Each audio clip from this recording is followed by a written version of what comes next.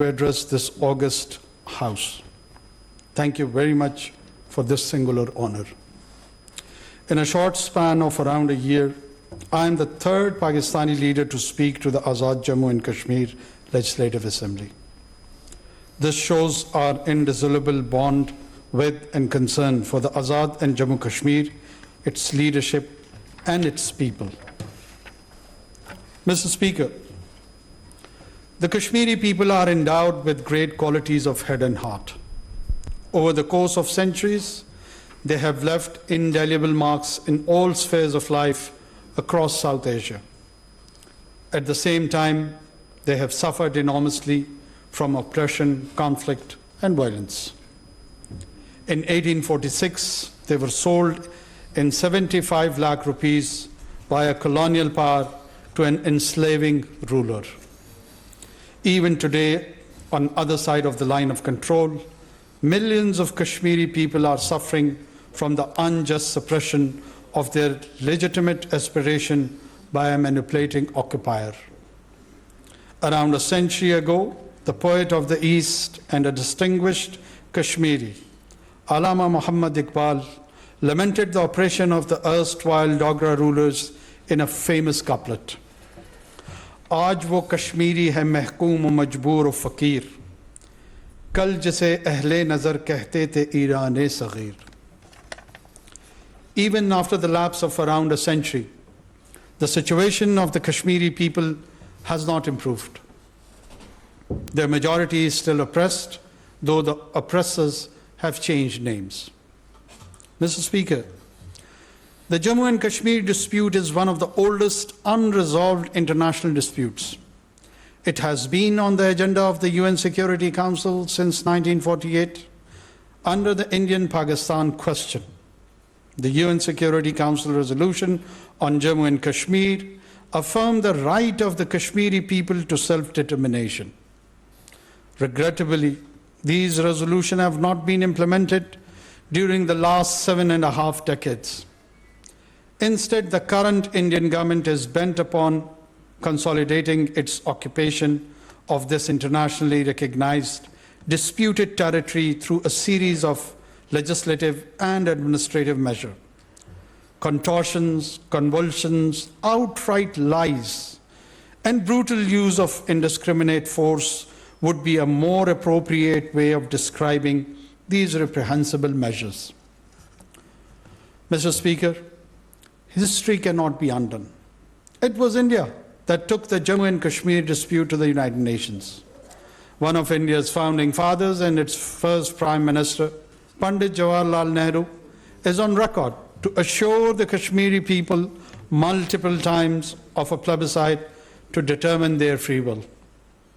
In his letter of 21st November 1947, addressed to the Prime Minister of Pakistan, he categorically stated that Kashmiris should decide the question of accession by plebiscite or referendum under international auspices such as those of the United Nations. The subsequent Indian governments also acknowledged Jammu and Kashmir as a dispute. How can India's current leadership renege from these promises now? India must honor its long-standing and solemn commitment to the United Nations, to Pakistan, and above all, to the Kashmiri people. Regarding the plebiscite, the commitments under UN Security Council resolutions are sacrosanct and not affected by the limitations of time or space.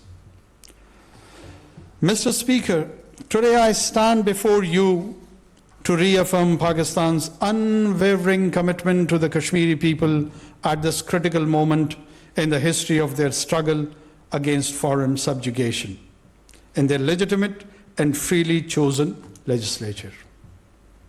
I'm here to express solidarity with them in the wake of a grave injustice. 3 days ago, in a decision that was politically motivated rather than grounded in law, the Supreme Court of India validated the Indian government's illegal and unilateral measures of 5th August 2019. This unjust verdict was delivered by the apex court of the world's so-called largest democracy. In fact, the title of the world's largest democracy is a misnomer. Instead, India should be called the world's largest hypocrisy, where hollow slogans of secularism, democracy, and diversity are raised to cover up caste-based societal operation, systematic intimidation and marginalization of minorities, state-sponsored killings and terrorism, and illegal occupation of people and territory. Ironically, the self-proclaimed largest democracy of the world is afraid of granting the democratic right of a plebiscite to ascertain the will of the Kashmiri people. Mr. Speaker, India's unilateral and illegal measure of 5th August 2019 and a series of subsequent steps have been aimed at changing the demographic structure and political landscape of the Indian illegal occupied Jammu and Kashmir. These measures constitute a flagrant violation of international law as well as the UN Security Council resolutions on Jammu and Kashmir. They remain a matter of grave concern as their ultimate goal is to convert the Kashmiris into a disempowered community in their own land. Deplorably, India's Supreme Court has endorsed these steps. Mr. Speaker, the successive Indian actions in illegal Indian occupied Jammu and Kashmir constitute a breach of the UN Charter, UN Security Council resolutions, and international law, including the 4th Geneva Convention. Amongst others, the UN Security Council Resolution 122 of 1957, accepted by India, unambiguously declares that final disposition of the state of Jammu and Kashmir will be made in accordance with the will of the people expressed through the democratic method of a free and impartial plebiscite conducted under the auspices of the United Nations. The resolution further provides that any action by the erstwhile India-imposed Constituent Assembly of Jammu and Kashmir to determine the final shape and disposition of the state would not constitute a disposition of the state in accordance with the said principle.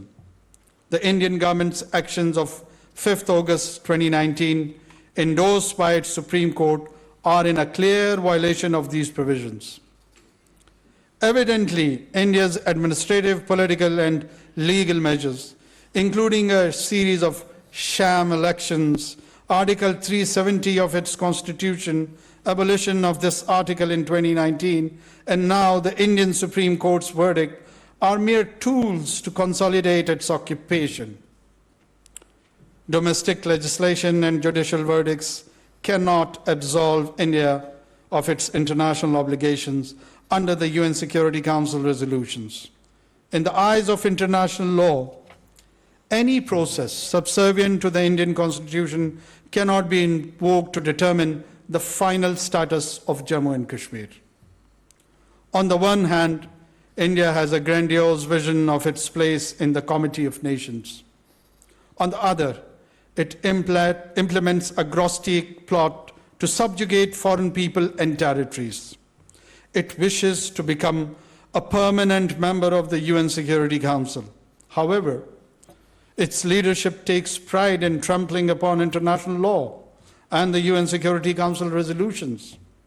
These contradictions, reinforced by the ideology of Hindutva, should serve as an eye-opener for the international community. Mr. Speaker, it is an established fact that Jammu and Kashmir is an international dispute.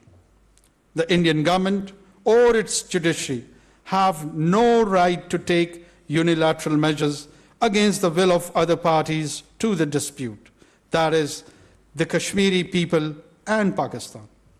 Now, verdict of any Indian court can stifle the aspirations of the Kashmir people. They had rejected India's illegal occupation in 1947.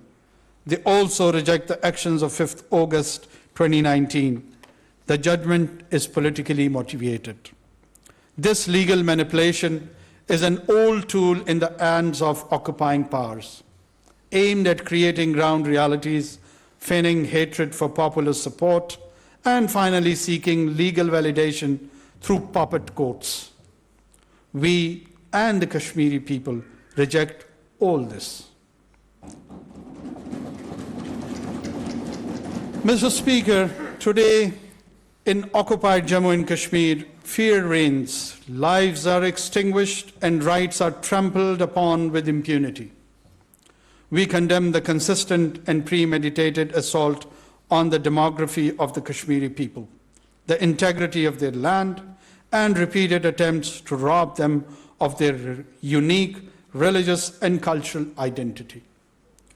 Mr. Speaker, a Hindutva-driven leadership is bent upon devastating communities and perpetuating subjugation and occupation of Jammu and Kashmir. They are targeting defenseless Kashmiri men, women, and children. The dream of breaking the will of the brave Kashmiri people, like many colonial rulers and radical occupiers throughout history. They are mistaken. The Kashmiris refuse to be enslaved. They have inscribed the crimson history of their resistance with their blood. Let me at this juncture pay homage to the early martyrs of the Kashmiri struggle, the tens of thousands valiant souls of Jammu. Their massacre in 1947 inspires our strong resolve in Pakistan to stand by our brethren in their just struggle. Mr. Speaker, during the last 34 years, more than 96,000 Kashmiris have been killed. Thousands of women have been subjugated to molestation and harassment. Pellet guns have been used as a weapon of mass blinding. Thousands of others have fallen victim to enforced disappearances. All these brutalities must end. The international community must hold the perpetrators of these excesses to account. These human rights abuses are well documented by a number of international bodies, including through 2 reports of the Office of the UN High Commissioner for Human Rights issued in 2018 and 19. Today I ask the world, when will its collective conscience awaken? For how long will the people of Kashmir continue to make sacrifices? For how long will their voices be muzzled? For how long will their leaders remain arbitrarily detained? And for how long will they continue to suffer torture and extrajudicial executions? This state-sponsored terrorism must come to an end. Earlier this year, the Office of All Parties Hurriyat Conference in Srinagar was sealed. But can that flame in the hearts of Kashmiris be extinguished by confiscation or destruction of the structures of brick and mortar? The Indian authorities snatched the dead body of Sayyid Ali Gailani and did not allow his family to attend his funeral. Why were they afraid of a dead man? This brave man stood as tall as the Himalayas against the cruelty of Indian occupation. He lives in the heart of Kashmiris and continues to inspire their dream of freedom. A few months ago, the Indian authorities have sought the death penalty for Mr. Yasin Malik. Despite frail health, he continues to be dragged through sham trials and sentenced in politically motivated cases.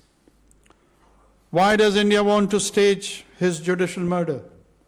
Mr. Speaker, notwithstanding widespread human rights abuses, India has failed miserably to dampen the spirit of Kashmiri people.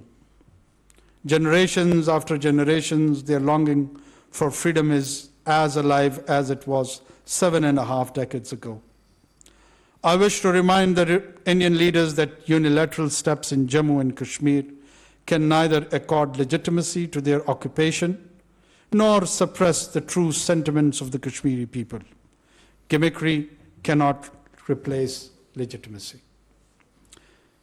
The gerrymandering of electoral constituencies, issuance of domicile certificates to outsiders, and addition of temporary residents to the voters list are part of a well-thought-out strategy to alter Kashmir's demography and its political landscape.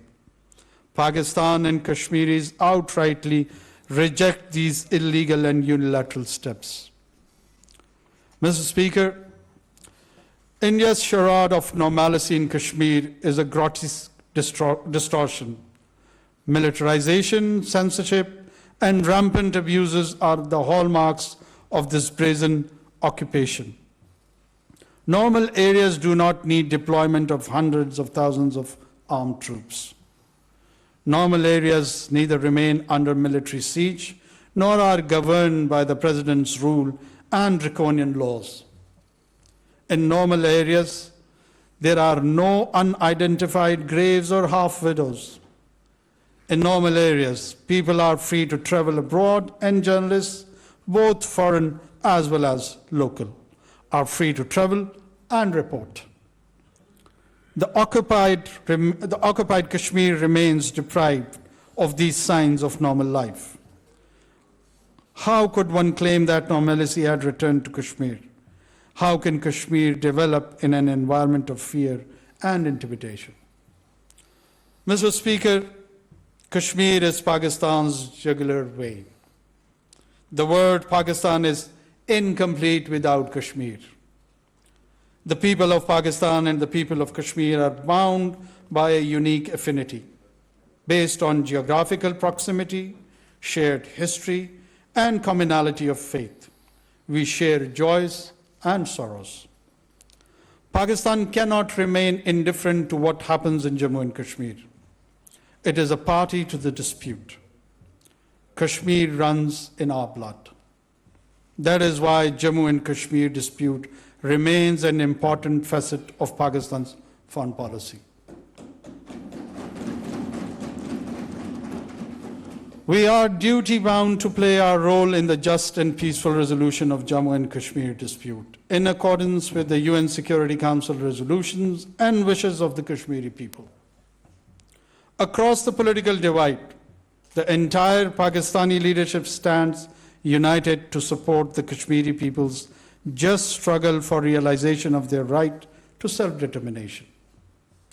Successive generations of Pakistani people have steadfastly supported the Kashmir cause. We shall continue to do so. Mr. Speaker, Pakistan has always wanted good neighborly relations with India. However, durable peace in South Asia remains contingent upon the settlement of Jammu and Kashmir dispute. We have consistently advocated constructive engagement and result-oriented dialogue to resolve all outstanding issues, including the core issue of Jammu and Kashmir. However, India's unabated hostility and retrogressive actions have vitiated the environment. The onus, therefore, remains on India to take the necessary steps to create an enabling environment conducive for a meaningful and result-oriented dialogue. Mr. Speaker, any attempt to label the long-standing struggle of the Kashmiri people as terrorism is an egregious distortion of reality. It is vital to recognize the profound disparity between genuine aspiration of freedom and the blanket accusation of terrorism.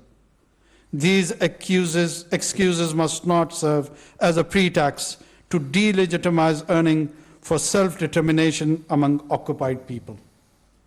Mr. Speaker, the Indian leaders are making a number of belligerent statements about Azad Kashmir and Gilgit-Baltistan. Only a few days ago, the Indian Home Minister staked a claim over Azad Jammu and Kashmir while addressing the Indian Parliament. Notwithstanding Indian military and political leaders' rhetoric, Pakistan has exercised maximum restraint.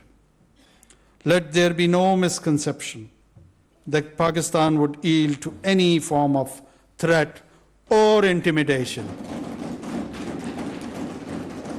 We stand resilient in the face of challenges, holding firm to our principles and commitment to safeguarding our sovereignty and interest.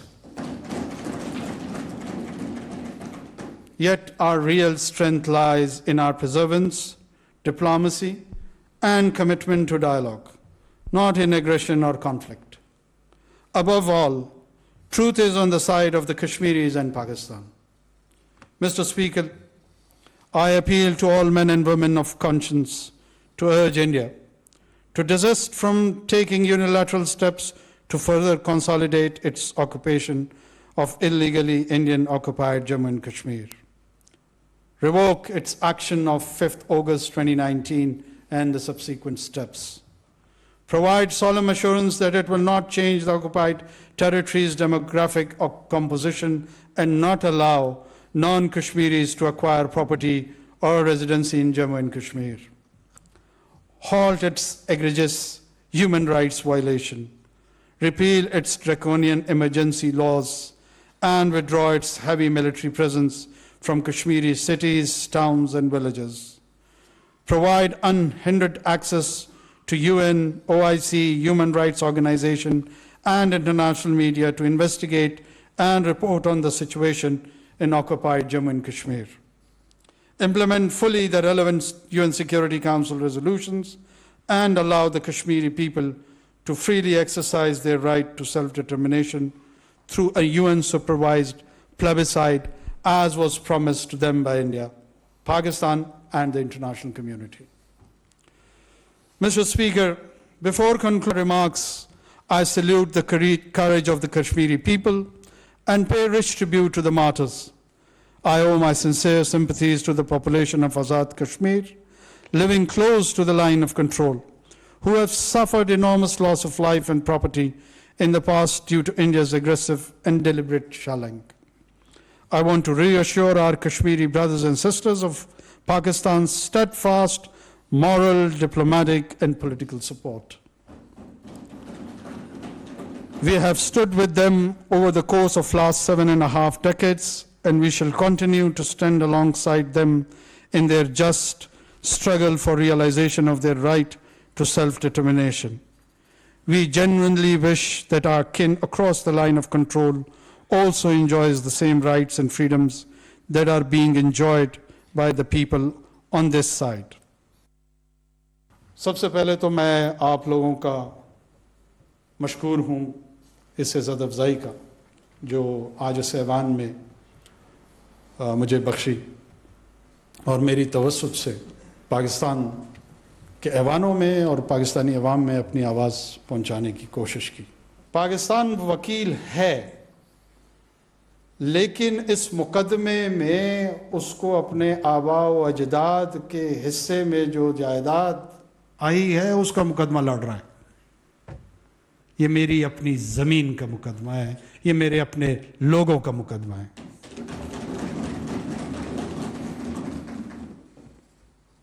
मैं सिर्फ ये अर्ज़ करता चलूं कि 3 मरतबा पाकिस्तान पे कश्मीर की वजह से जंग तोपी गई जो हमने लड़ी है। अगर 30 मरतबा पाकिस्तान पे ये जंग थोपी जाएगी, हम 300 मरतबा लड़ने के लिए तैयार हैं। किसी के ज़हन में किसी किस्म का कोई खदशा अगर है तो वो दूर कर ले, वो कश्मीर में भी दूर कर ले, वो पाकिस्तान में भी दूर कर ले, और वो श्रीनगर और बारामूला में भी दूर कर ले। मेरी फर्स्ट लाइन ऑफ डिफेंस यहां नहीं बैठी है, मेरी first line of defence Baramulla और श्रीनगर में बैठी है। जो एजाज, जो कुर्बानी मकबूजा कश्मीर के कश्मीरियों ने दी है, हम सदियों में उन एहसानात को नहीं भुला सकते। हम सब आपके मकरूज हैं, हमारी आवाज, हमारी सदा सुन ले।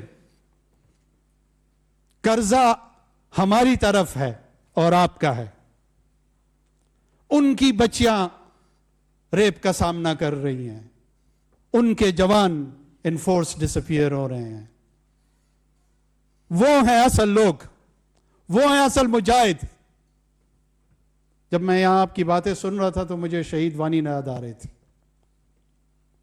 जम्मू के शोहदा से लेकर ये मशले राह वानी जिस अंदाज में लेकर चले, ये कश्मीर की आज़ादी के ज़ामिन है। पाकिस्तान अपने कोर इंटरेस्ट से कभी पीछे नहीं हटेगा। हम बिल्कुल अमन चाहते हैं, but peace with justice. We can't and we don't want peace with injustice, and we will not allow to establish a peaceful order based on injustice principles.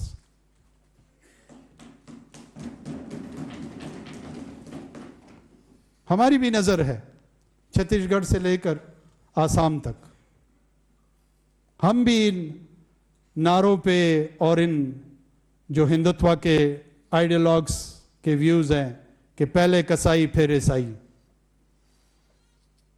जो कुछ गोवा में होता है, ईसाई दुनिया को उस पर नज़र रखनी चाहिए, आवाज़ उठानी चाहिए। जिस अंदाज में रॉ की बेलिजरेंस वेस्टर्न हेमिस्फेयर की तरफ जा रही है, ये वेस्टर्न सिविलाइजेशन के लिए एक वेकअप कॉल है। जागते उनकी मर्जी, नहीं जागते उनकी मर्जी।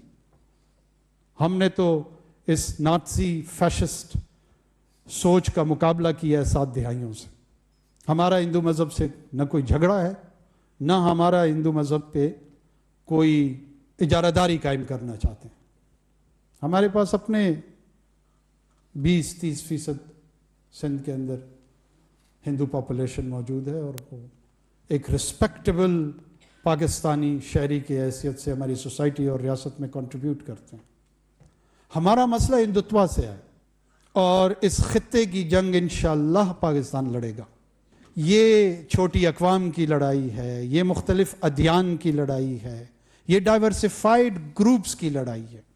200 साल से इस खित्ते के लोग लगे हुए हैं कि किसी न किसी शक्ल में रेजिस्टेंस का सामना किया जाए, रेजिस्टेंस के ज़रिए उसका ऑक्यूपेशन का सामना किया जाए। इसमें कोई शक नहीं है, ऑक्यूपायर की शक्ल बदलती रही है, लेकिन कश्मीरियों की सेंस ऑफ रेजिस्टेंस की कंटिन्यूएशन रही है। ये एक बाहया और बाहमियत कौम है। जब तक कश्मीर का इशू रिजॉल्व नहीं होगा, तकमील पाकिस्तान हो ही नहीं सकता।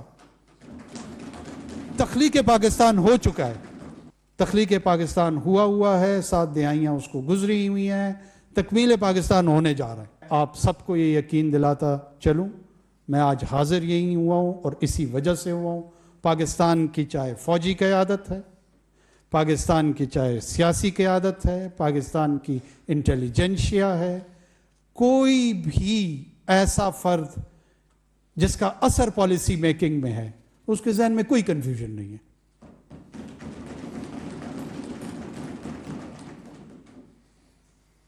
तजावीज़ के साथ आएँ, आप लोग वेलकम हैं। मैं ख़ुद भी चंद तजावीज़ ज़रूर आपके सामने पेश करूँगा। आपकी मुशावरत से चलेंगे, अपना मशवरा देंगे, इसलिए देंगे कि ये नहीं कि आपका, ये हम सबका मुश्तरका मसला है। जो तजावीज़ आपकी तरफ से आएंगी, मैं ऑन रिकॉर्ड लेकर पब्लिकली उसको ओन करूंगा। कोशिश करेंगे इस लिमिटेड स्टेंट में जो भी खिदमत आज़ाद कश्मीर की कर सके वो इंशाल्लाह ज़रूर करेंगे। जहां कोई कमी कोताही होगी, उम्मीद करता हूं कि आप उसमें दरगुजर के जज्बे को सामने रखेंगे, लेकिन मिलजुल के इस सफ़र को आगे बढ़ाएंगे। जहां जहां इंशाल्लाह जितनी कंट्रीब्यूशन हो सकी वो कश्मीर की आज़ादी के हदफ को उसको पहल देते हुए, उसको प्रायोरिटी देते हुए, और दूसरी सतह पे इसकी माली मावनत, इसका इस्तेहकाम, इसका माशरती इस्तेहकाम, जहाँ जहाँ जो कंट्रीब्यूशंस इंशाल्लाह हमसे हो सकी, वो वादा है कि आपके साथ इस सफ़र में रहेंगे। पाकिस्तान जिंदाबाद, कश्मीर पाइंदाबाद। निगरान वज़ीर आज़म अनवर काकड़ का साथ जम्मू कश्मीर कानून साज़ असम्बली से खिताब। उन्होंने कहा कि कश्मीर के लिए जंग थोपी गई तो 300 बार भी लड़ने के लिए तैयार है। भारतीय सुप्रीम कोर्ट का फैसला कश्मीर पर कब्जे को दुआन देने के मुतरादिफ है। कश्मीर के लिए 3 बार जंग थोपी गई, कश्मीर के लिए 300 बार भी जंग करने के लिए तैयार हैं।